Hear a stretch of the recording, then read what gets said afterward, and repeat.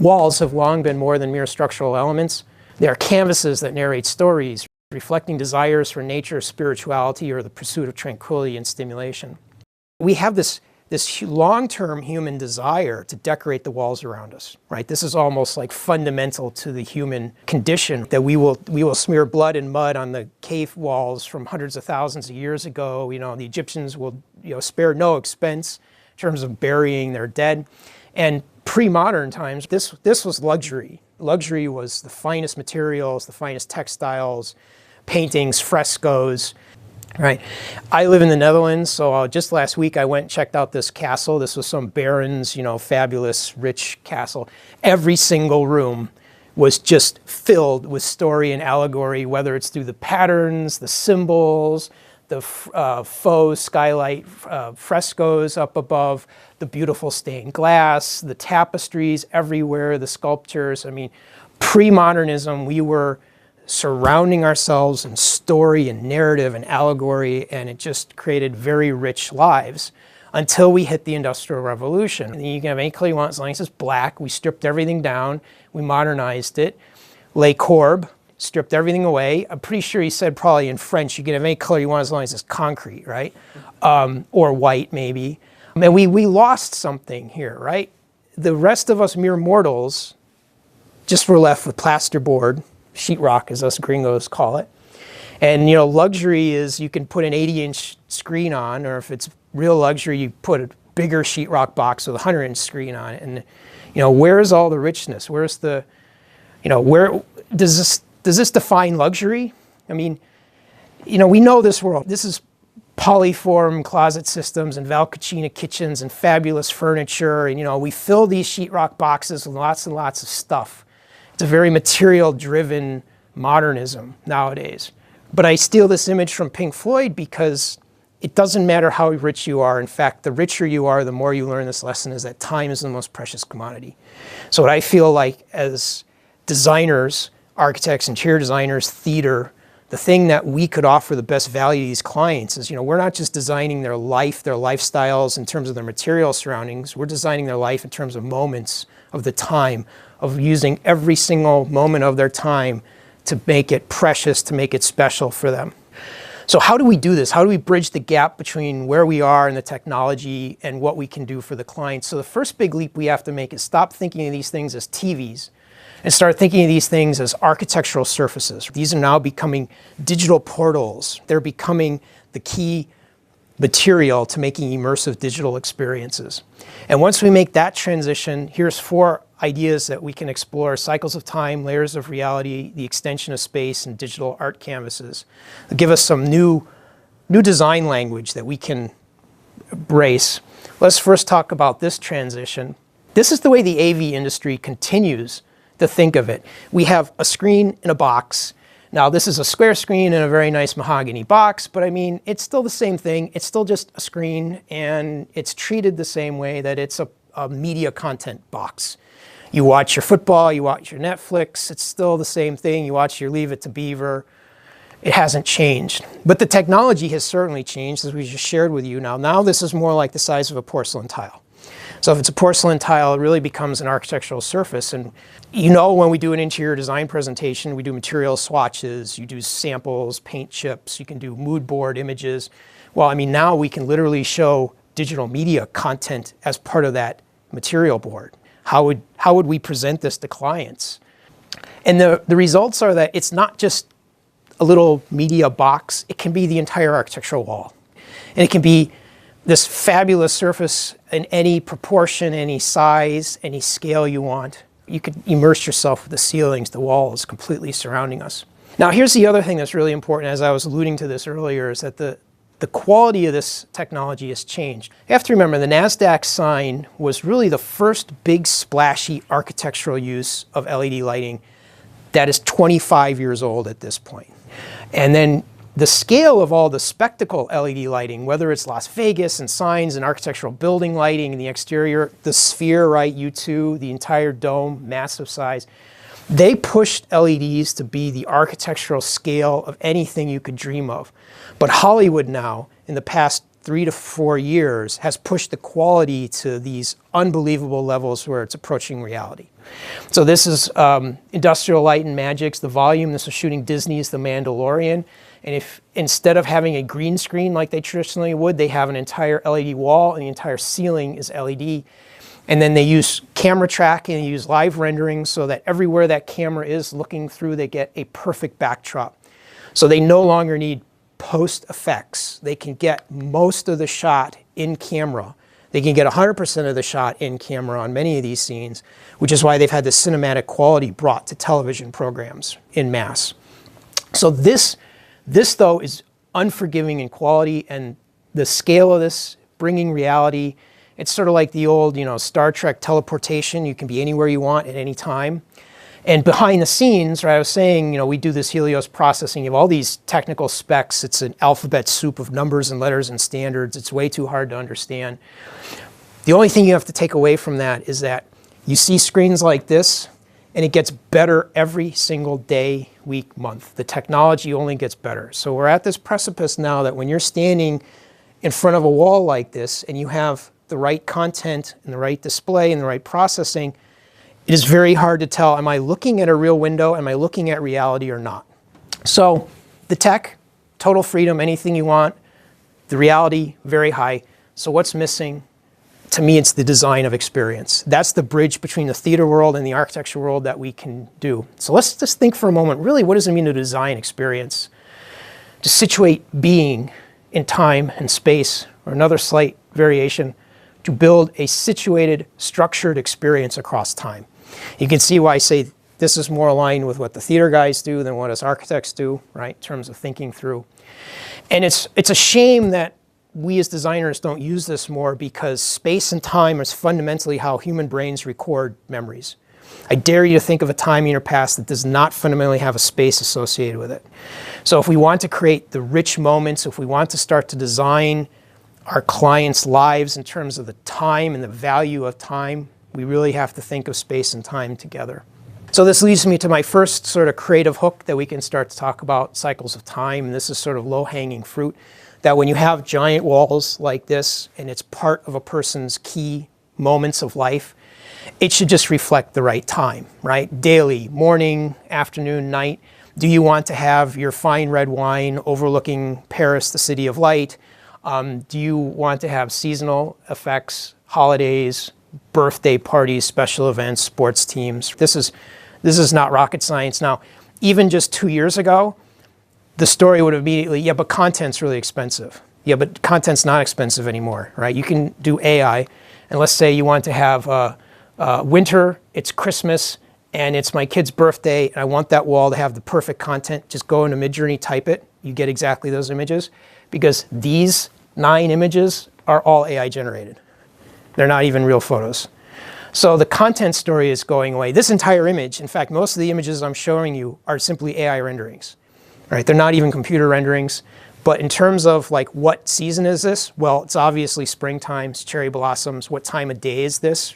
This would look very incongruous if this was showing a bright sunny morning somewhere and you're actually at night. And if you're in your Aspen ski chalet and you're coming in from the cold and you want your hot cocoa and your romantic moment, it probably wouldn't be very good to have a Tahitian beach on the screen, right? Now, let's say it's mid-March, you're living in London or the Netherlands somewhere, and it's been 6 straight months of rain. Probably you'd like the Tahitian beach. Again, how do you design that? How do you have such a close relationship?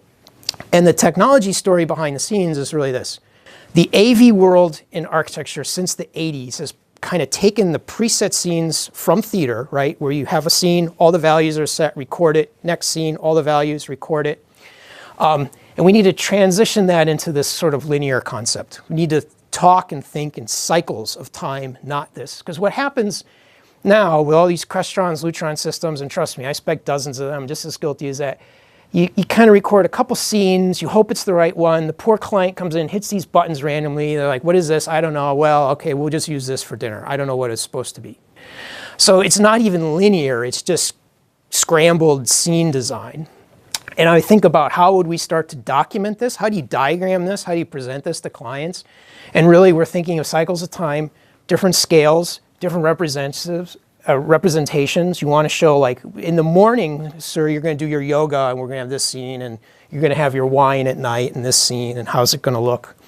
And you also have the different scales of time, not just cycles of time, seasons, sports. I mean, if you're designing for a pro footballer, game day is massive for them. The lead up to game day is massive for them. The home doesn't reflect it, right? How could we miss that opportunity? So like I said, it's winter, it's Christmas, it's a birthday party, or it's a holiday party. What should the architecture be doing? What should it represent?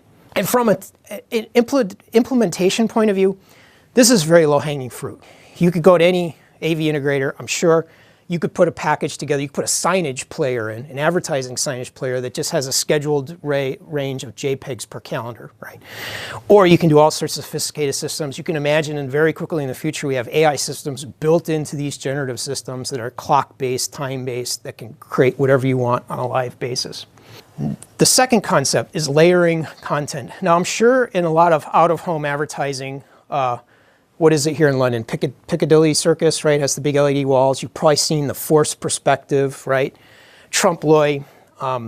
This has nothing to do with technology. And unfortunately, you're seeing a lot of these LED screen companies calling it naked eye 3D and all that stuff. It's nothing. It's just a flat image. It's no different than a portraiture from 1874. You all know how to put a point on a cocktail napkin and draw one single point perspective. It's the same thing, but when used in digital technologies, it's very, very powerful. Like, I was just in Denver Airport, and Rafik Anadol had an early art installation from him, and it was just his, sort of lava lamp, beautiful effects, but in a TV screen.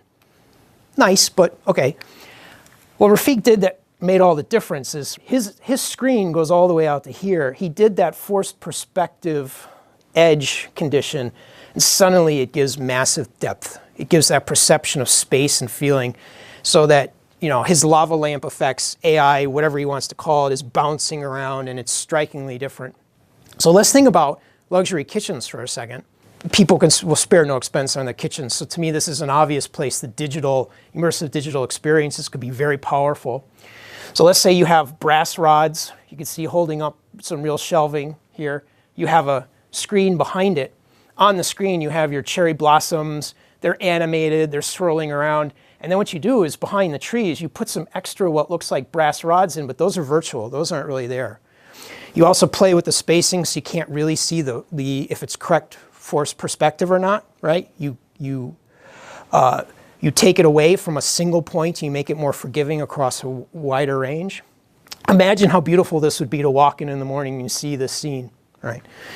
And also the depth that you've created to this space. I mean, there's only 12 inches of depth there, but the perception is that you're looking into a world, right? It's very hard to diagram this. This is a sort of a designer's diagram. I don't think this works for any clients, but you can understand that what you'll have is projection mapping, or maybe in some future you have AR goggles, or you can look through phones on top of physical things. That could be sculpture, could be kitchen cabinets, shelving, could be retail displays. You have your sort of digital backdrop. You have your virtual content, and of course you have your forced perspective stepping back. So that's your layering of reality that you can have. A narrow subset of layering reality I'll call out separately as the third one, which is the extension of space, or the kind of digital window wall.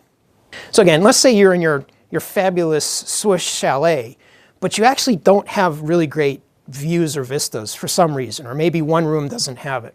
So again, you could design something that is related contextually to the landscape or the cityscape that you're in, that feels right. So if you're in it and nobody's thinking, like, what am I looking at, that feels like that should be right. And if you detail it correctly, it feels like an extension of space. So let's say you go to a luxury hotel in Hawaii. You're walking in, you're seeing the fountains, the palm trees. You walk in, you see this. Your mind won't stop and say, that's incongruous, that doesn't work right. Now, if I'm in Midtown Manhattan on a gray day in winter and I walk in, I see that that's incongruous, it's fake, right? So there's this sort of extension of space that you could design and psychologically kind of think through. Another kitchen example, we don't have to talk about reality. You have customers that very well might want fantasy. So let's say you love Lord of the Rings or Game of Thrones or whatever, some sort of fantasy environment. You could create some entire magical fantasy world, and maybe There's some generative effects where, you know, a majestic elk comes through once every 10 days or something, or a little bunny or whatever is there. Like little Easter eggs, little treats, so that every day they don't know what they're going to get. Again, you're designing their life, you're designing their time, you're making their moments special so that it's different. For these virtual windows, as the scale proportionally fills the room, it makes you feel like you're closer. It makes you feel more immersive. So if you have proportionally a smaller window, you feel like it's a distant thing. As it gets bigger, it gets much more realistic inherently. Now, there are systems out there where you can do live rendering and you can track a person's face and you can actively adjust the perspective. That's how virtual production studios work. That's needed, but they also know exactly where the camera is. They know the camera lens, they know all that stuff. They can calculate that. You don't need that in architecture. There's just some old school techniques that you can do to make this feel hyper realistic without any of those technologies. So imagine that that's a huge digital wall. Imagine it's 16 inches, 2 feet back. These key walls actually stop short, and these walls extend past just slightly, maybe a foot above, behind. There's no window here. These are just sort of brass rods or something. No windows, they're just fake. But what that does is when you're standing here and a person moves around, they see the parallax of looking behind that. There's something there. You've instantly tricked the eye and the mind into thinking that that's a really deep space, that there is an actual physical space behind there because of that simple parallax effect. And it really doesn't add cost and complexity to the project. So the fourth area is using these screens as digital art canvases. This is the Rijksmuseum in Amsterdam. This is the Hall of Honors. I know this because a decade ago I spent a year in this building putting the lighting system in. Some of the most fabulous, precious artwork in the world. On any typical day, this will be so mobbed you can't even see the artwork. There's a problem with this though, in that I take my 2 boys who are 14 and 16, they could not care less. Because in their minds, this is not some vaunted, you know, bucket list piece of art that they have to see. That's just a 400-year-old frumpy milkmaid on a musty canvas and a still frame hanging on the wall. If you don't have that sort of art history, you don't have the pedigree of the artist, you don't care about the allegory that the artist was trying to tell, it's just frumpy old art, right? And there's something that to me is missing there. 2 kilometers away in Amsterdam, there's the Straat Museum, which is the street art museum, in this magnificent old shipbuilding yard. And you know, this is massive canvases. These are 12 to 16 feet, 8 to 10 feet tall canvases, and it's all, you know, spray can art. But it's phenomenal. Take my teenage boys there. They loved it. They want to go back. It's of their zeitgeist. It's of their time. It relates to them, and also it's of such a massive scale that when you're in there, you have a bodily relationship to the art. Right? You can see that the artist sprayed that line when you look really closely, just like somebody did their little pointillist, fussy stuff. And I love this image because at night when it's lit up, I was like, oh my God, this looks like digital screens, right? This just looks like it's digital signage through and through. There's a zeitgeist here that for the vast majority of the population that's not into snobby, finicky art history stuff, there's a world of content that you could enrich with them. And technically, these screens are a new form of digital canvas, or a new form of art canvas that no other technology has. You have a vividness of the color, you have a depth of the blackness, you have the motion effects that you can add. The scale of these things you can set up to be any frame you want. You can create this very strong, like I said, the closer you are, the deeper you are into the artwork. You can create any proportion, right? You're not limited by 16:9, you're not limited by the size. You can make really long hallways. You have some sort of art that's progressive as you walk down. Columns. And again, back to the high-end kitchen. So imagine this is a beautiful biomimetic motion piece. And it's not pre-canned, it's algorithm generated. And it's live. And that algorithm is driven by time or some other factor. So when you go in the morning and you're bleary-eyed, you go to your fancy cappuccino machine, you get this, and you're staring at your art, every single day will be different, or richer, or variation, right? Maybe you have the color palette changed to represent the seasons, or maybe you have the speed of the motion changed to represent the stock market that day, or the weather report. You know, my wall is showing me what the weather is going to be like because it's reflecting the wind speed outside. And it's called ambient communications. And a digital canvas gives you the fundamentals of motion graphics, motion design. You know, this is a whole new world of art that's just not explored, and traditional art people they don't get it. They don't know how to talk about it. They don't have the language to describe this. There's all these, what I call biomimetic or sort of natural derived patterns of motion. You have waterfalls, you have particle effects, you have the kind of lava lamp effects, you have, you know, all these dappled effects of the light on the lake in the setting sun, you have cherry blossoms falling. You think about nature, you think about the motion, the richness, the palette that we have to describe. There's not even a language of that yet. It's a world of exploration. And then, you know, this is an artist, Marco Brambilla. If you've ever been in New York City, the Standard Hotel on the High Line had an elevator, the lift, heaven to hell. You go up, you go to heaven, you go down, you go to hell, right? That was from 2008, I looked it up. But you know what he does is he does these collage pieces of old Hollywood movies and all this weird stuff, but he puts such a density of content in there that it begs for a massive canvas. As the design team, what do you describe to say, I want something like this? What's the rate of motion here? What's the density of content? Because, you know, we're putting this on a 16-foot wide wall, and we want somebody every day to see something new. Like, I don't care if it's been 2 years of them looking at this wall, we want them to see something new every single time they look at it. So then, just a little bit to try to bring this back to reality, right? You know, whether you're doing a screening room, super yachts, break the proportion. Don't just put 16 by 9 in here. Our eyes have become so used to picking out 16:9 proportions on anything. The moment you see that in any scale, screen. It's all your mind thinks, right? So you break that. And right, again, you saw the tiles, skip through this. This was the way most of the systems are done. You're gonna see a lot more of these systems, I think, because the micro LED tiles now just beg for thinness in the way they're constructed. You can also see the heat load. It's just like, it's like an IR. It might as well be, put this in a sauna, you don't need a heater with it. Heat load drops, right? Even just a few years, wattage goes down.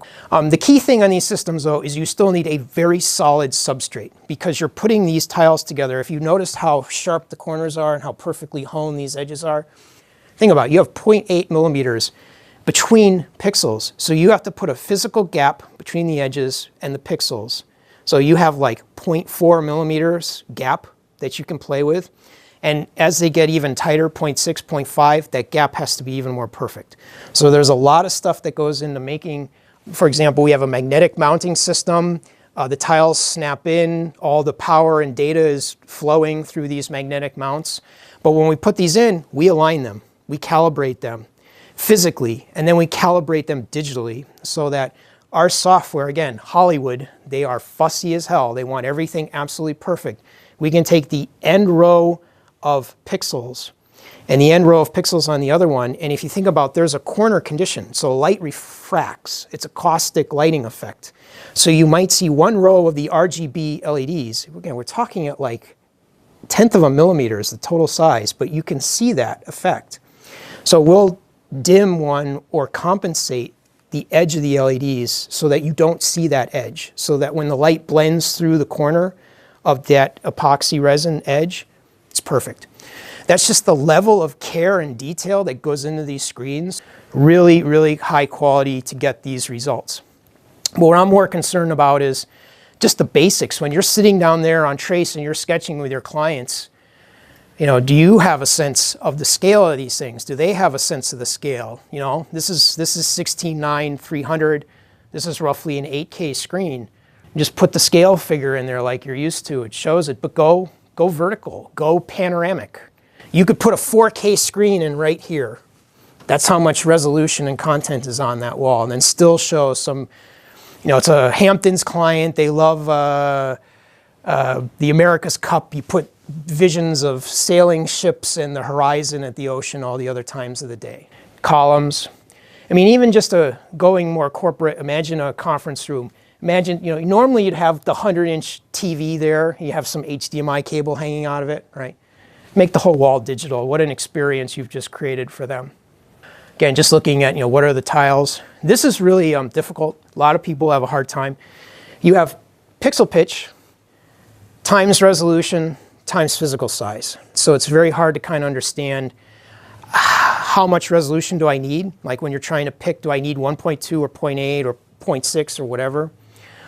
This chart here basically just looks at adding up the resolution across size, and again, relating to the human body, it's massive. A lot of interior designers, their world is finishes, right? And all this technology and all the pixel pitch is like, they're not gonna get their minds around it. But they sure as hell might get gloss versus matte as a material property. And it's not just because this is deeper blacks and this is better in ambient lighting. You might have very good other reasons why they want a glossy surface or a matte surface. If you're doing Hollywood Regency and everything is a silver and gold and chrome, and the art you want in there to be similar, like maybe that's the actual screen and you want it to show shiny art. You want a shiny finish. You're gonna want that liquid black finish no matter what. Ambient light be damned. But if you're doing like Scandinavian modern, you have some really soft art, natural pieces, you're gonna want matte. You know, humans are really, really good at sensing what the surface is with our eye. Is it shiny? Is it matte? So what this, to me, adds up to, you know, I don't like Le Corbusier. I was always a Mies guy because Mies was trying to do purity of form and surface, but he was trying to keep the materials as the essence of the architecture, right? He had the travertine marble, he had the beautiful rosewood panels, he had the polished brass and the matte brass and all of that. He wasn't stripping that away. And to me, if Mies was alive today, he would be playing with this as the exotic new luxury material and exploring how that would evolve over time. Any questions or talks? Because the reason I say that is I have a bonus section here. If you're still with me, I just put this in there. A lot of people come to these digital experiences through interactivity. Over 2 decades now, you've seen low resolution LED lighting and big screens. There's always some artist doing an installation where there's some camera tracking them, and like, you know, it's me and my shadow, I call it. What does it do? Oh, the wall's interactive. Yeah, you walk around and it follows your shadow. Yay. What point is that for? There's no reason to do that. It's a one-trick pony. It's because the technology can. There's no why behind it, right? So that's why I don't put this into the normal 4 that I talk about. I think these are more exciting and more practical for a lot of particularly interior residential. But I'll bring this up that there are interactive elements. There's ambient communications are 2 very, very interesting areas. But it's like you can't do these until you kind of master these. This is what we give clients. We give them preset scenes, dimmable downlights, maybe some shades. At best, you get daytime or nighttime. So to go from this to spatial interactivity is too big of a leap. Also, the control systems need to fundamentally change. And this is a bit into the future, right? Everything I said up until now, I know you can easily pull off. You can write a spec, you can get it on a job. You're starting to see more and more systems now that you are not recording a scene. Here, this dimmer is on 10% and 100%, recording that. No, you have data input, you have processing, you have output. So data input, you're going to define cloud data. Is that the stock market? Is that the stock price of your billionaire's company? Is that the weather? Local sensing, is it just a switch, push button, or is it a stereo camera vision system that knows where everyone is in the room? Or is it data tables such as astronomical clocks, seasons, events? You're going to set up logic. If this, then that. If winter, if Christmas, if birthday, show this, right? Then you might have some pre-canned media content and you have the abstraction, right? Or the rendering engine. And then that's basically everything is a pixel. It's pixel mapped. Whether it's lights, whether it's 8K, everything is just treated as a sort of video pixel in these modern projects. And that saves you a lot of headache. You can see how different this is, but you know, Kevin has a system coming in called Scandal Poet that he's going to test on this that only takes data in and processes it and live puts it off. There are no preset scenes in the system. That concept is not fundamentally there. It is always rendering. That's the control. So once you get that system, once you get that, it's not like queuing up scene 3, but it's always generating stuff. That's when you can do interactivity. That's when you can do ambient communications. You know, me and my shadow, this is where designers really have to think. You can do touch, use simple proximity in a room, occupancy, or proximity to an object or a wall, occupancy. Like I said, spatial tracking, you can do precise, you know, everyone is in the room, you can track them, you can tag in with identity. It's up to you to then figure out the next step. Why? Why should the architecture respond to these things? Is it the billionaire wants to understand intuitively what his stock is doing that day? Is it the weather report? Why? Why do you want to see this? And then there's this last thing called ambient communications. I think it's easiest just to show you 3 of these ideas I had a while ago. Let's say it's a corporate lobby, and let's say you're trying to raise awareness for breast cancer. The more likes that's recorded on Instagram or whatever social media, this wall proportionally fills up. You can see why I show this as this is not your preset scene system, right? This is taking a data rate and converting it to some architectural scale. Hot or not. So let's say this is in a retail store and they take the rate of online shopping and that drives the rate of the lighting effect next to the mannequin in the store. So at any one time that store manager can look and say, oh, that is really hot online right now. Why you would need that, I don't know. Maybe it's cool, maybe it's not, but it's just like a relationship. Sparkling service, let's say you have a wall of sort of LED pixels and they sparkle, and that's tied to the weekly average online reviews for the service. So someday a manager comes in and he's like, why is our wall not sparkling? He looks it up and says, oh, we had a really bad week for service. We had a lot of negative reviews, right? Or the opposite, wow, we had a fantastic week, team, look at our wall, it's sparkling. You see why I put this in as the bonus content at the end? Because you think about how do I even think of these ideas, pitch them to my clients, document them, right? This is social media data. It could be weather, it could be any data stream you want. You have accumulation of likes drives a color of a wall. You have the action rate of shopping drives the variation of the lighting effect. You have the social proof, the average likes over time drives a pattern of light. Gets into a wild, wild world when you go down that route. That's all I got. So 120 slides, I think.